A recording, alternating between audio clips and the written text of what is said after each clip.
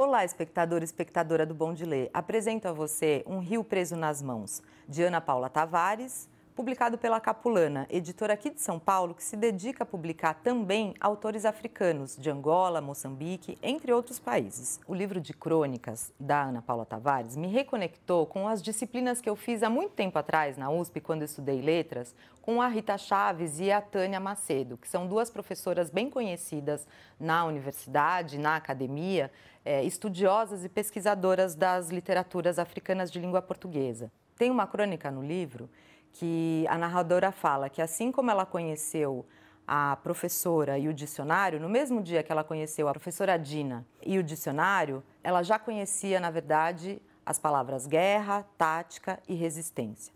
Então, a literatura angolana, assim como o livro da Ana Paula Tavares, ele tem muito fortemente essa relação entre literatura e política. As crônicas de Ana Paula Tavares evidenciam a relação direta entre escrita e política, literatura e resistência. Fique agora com Ana Paula Tavares.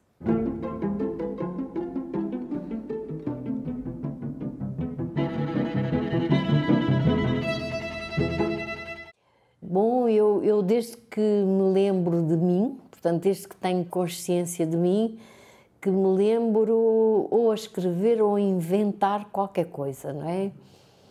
Num tempo em que ainda se brincava na rua e não havia televisão, nem internet, nem nada disso, imaginem. Eu lembro-me de inventar pequenos teatrinhos com todos os miúdos da rua que faziam personagens. Depois a escola foi muito importante, porque foi na escola que eu comecei por perceber a ideia de que há uma biblioteca, ou pode haver uma biblioteca, pode haver um sítio onde há livros e se podem ler, não é? Antes dos livros, é justo que eu faça aqui uma referência às mulheres da minha terra e do meu país que, não sabendo ler, contavam muitas coisas, coisas da memória das famílias, coisas das linhagens, das ligações familiares, das origens.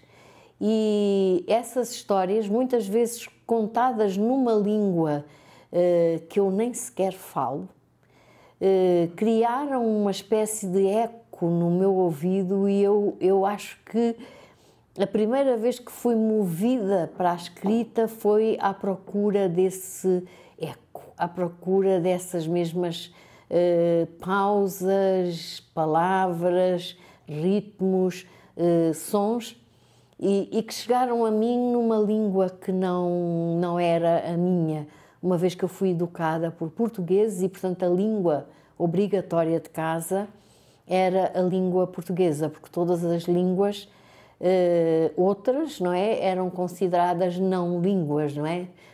Numa fase do Império Colonial, onde as relações de violência colonial impunham isso, portanto, a língua de expressão, a língua de fala, a língua de casa, a língua da rua, a língua da escola, era obrigatoriamente a língua portuguesa.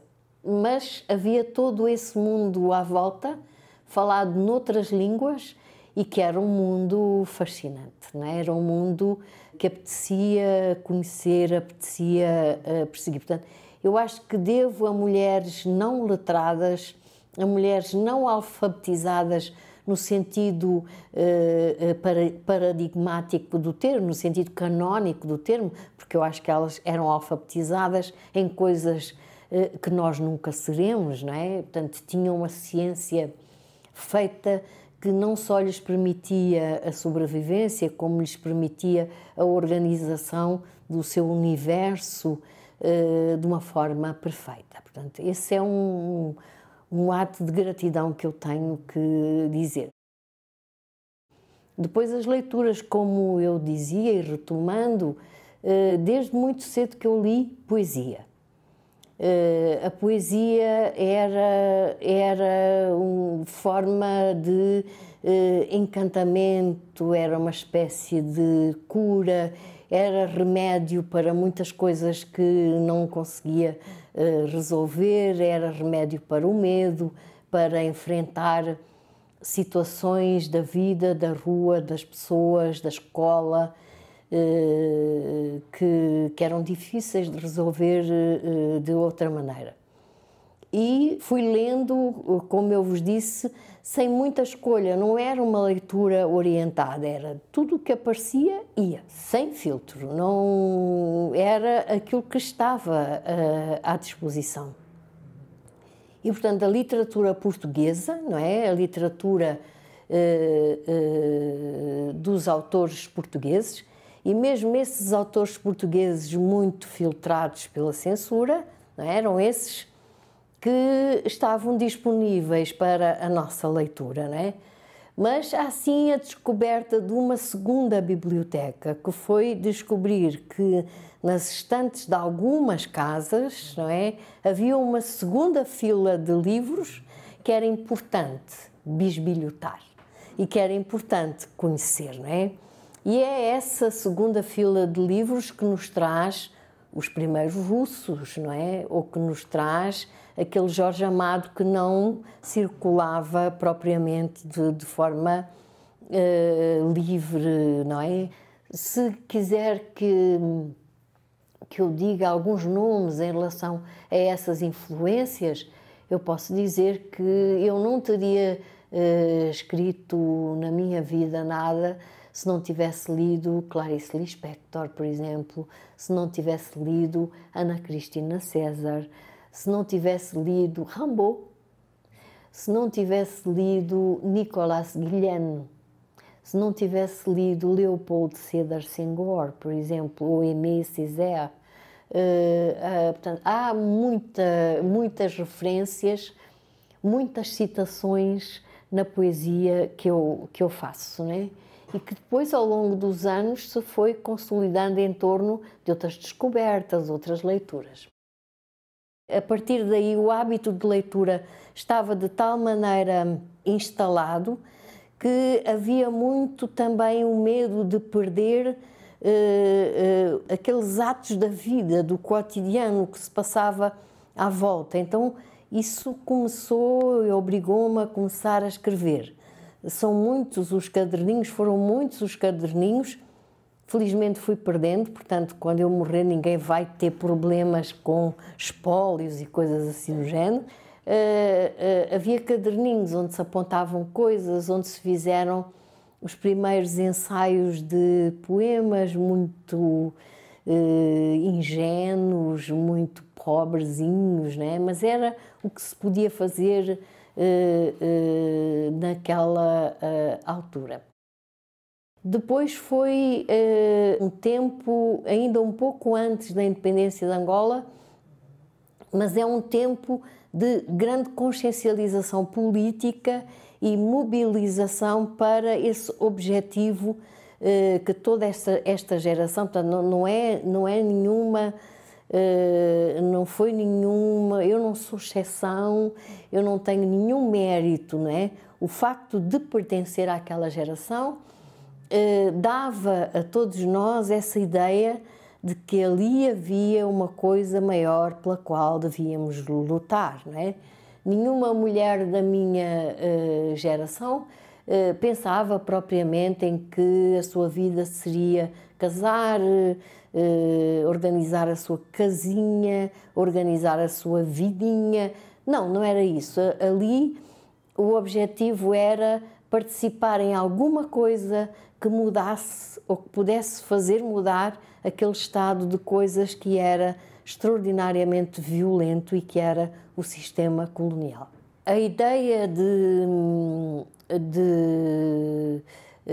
por exemplo, alfabetizar, não é? Foi uma das primeiras formas de mobilização.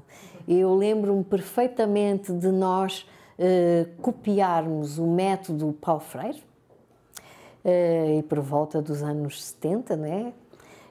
Fazermos pequenos caderninhos, não é? Juntando papel e adaptarmos as propostas de Paulo Freire à realidade angolana, não é? Essa foi uma das primeiras formas que nós arranjámos para participar. Queríamos muito fazer a diferença. Vocês não esqueçam que é a geração 70, não é? E ao mesmo tempo que ouvíamos e estávamos atentos àquilo que se passava no mundo, estávamos atentos à guerra do Vietnã, aos protestos dos americanos, não é? Outras vozes, não é? Iam chegando às outras formas de protesto, não é? Todos os movimentos da negritude, todos os movimentos do panafricanismo, todos os movimentos dos não alinhados. Portanto, de certa maneira, íamos tomando consciência. A situação era de tal modo violenta que era impossível não olhar à volta e ver que as coisas não estavam certas, não é? É por isso que eu acho que não há nenhum mérito pessoal meu. Eu acho que há um comportamento mimético, um comportamento coletivo, e depois tínhamos notícia que havia grupos de homens e mulheres que lá longe, na guerrilha, não é, lutavam contra o colonialismo português. A data da independência nacional foi realmente para todos nós um momento fundador. Embora Angola tivesse vivido uma independência nacional mergulhada no terrível caos da guerra, não é?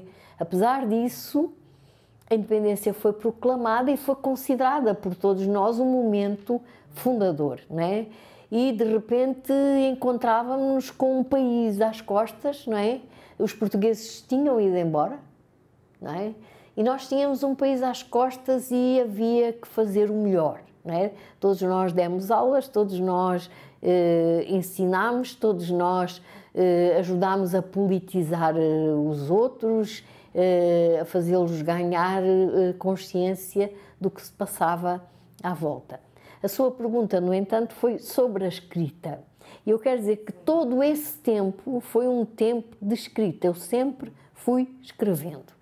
Só que achava que havia coisas muito mais importantes do que publicar. Coisas minhas, coisas que navegavam num universo de muita intimidade, muito confessional, muito marcado pelo eu enquanto um eu atravessado pelas vozes de muitas mulheres que eu achava que sofriam, mas que sofriam em silêncio, não é? Então eu ia escrevendo, desculpem, atrevidamente, não é? De forma a dar voz a esse tão grande silêncio dessas mesmas mulheres, não é?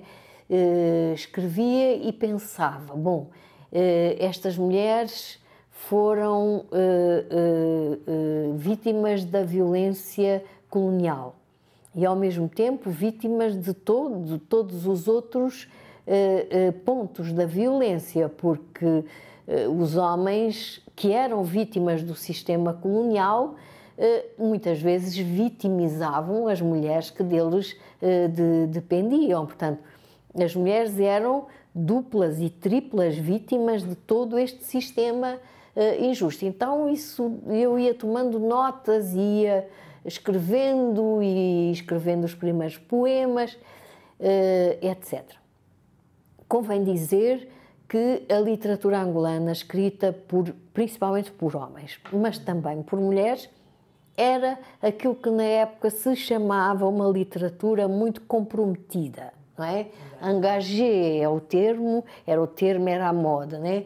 Portanto, era uma literatura dos camaradas, de convocar os camaradas para a luta, para isto, para a partilha de todos os ideais, para refazer o país que continuava mergulhado na guerra.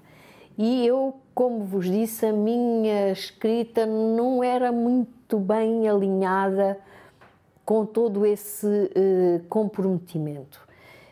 Até que chegou a uma altura em que eu olhei o que tinha, não é?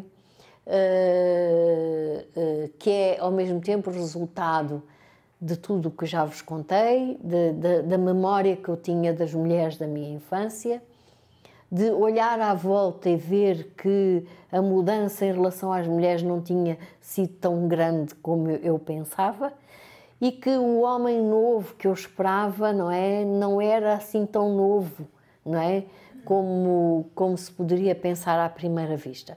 E eu olhei o que tinha escrito e pensei a determinada altura: ou publico agora, ou calo-me para sempre, como nos casamentos,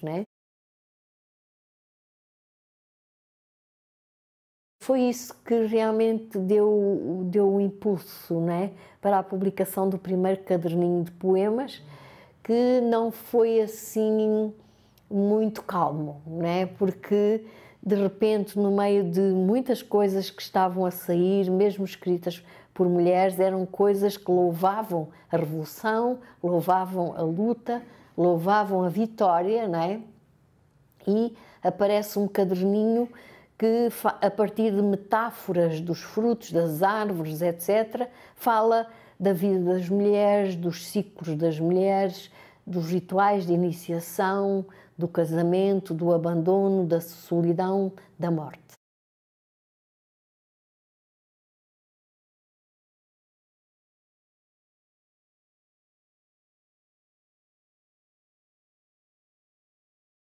A formação académica foi importante, Ela é muito importante mesmo quando nós nos temos que situar contra ela, Mesmo quando nós temos que estar permanentemente a desconstruir, porque vocês imaginem o que é entrar numa universidade onde nós somos estudados como o outro, À distância do outro, Isso é quase esquizofrénico. A determinada maneira, a determinada altura,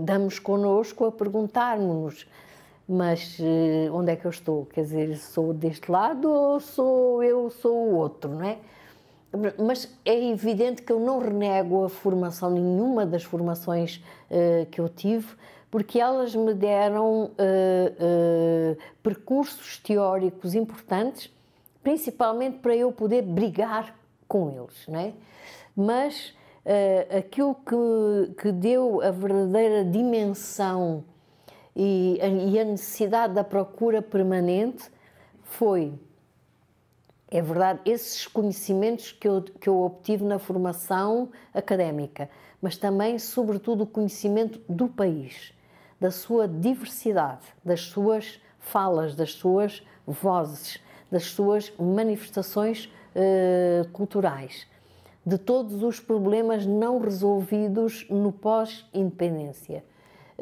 Tudo isso dá realmente uma distância que é muito necessária à escrita,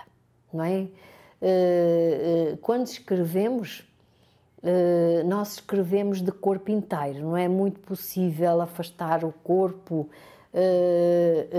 de tudo aquilo que sai, Mas esse corpo inteiro significa um conjunto de vivências muito importantes que contribuem para o caminho da construção da memória, da identidade, da história, da literatura, e portanto são todos esses caminhos, que se cruzam e dão possibilidades, A escrita, sobretudo a escrita da poesia, é um desafio permanente, Uma luta permanente com a palavra, porque a palavra escrita não tem remédio, Escreveu, ficou, E então a palavra tem aquela bolha, semântica, onde ela engorda, se desenvolve.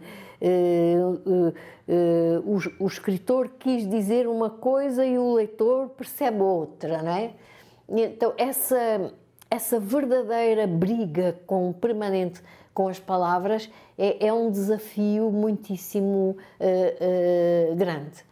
Mas eu devo confessar que, se não tivesse se não fosse historiadora, se não tivesse trabalhado no arquivo, se não tivesse lido toda a documentação que existe, se não tivesse trabalhado a tradição oral, se não tivesse estudado a literatura que os outros escrevem, não é? Estudado de uma forma muito teórica, não é? Hoje não escreveria como escrevo, não é? Portanto, tudo isso desagua, está lá, encontra-se nas coisas que eu escrevo. E, sobretudo, são tentativas de dizer Angola na sua diversidade.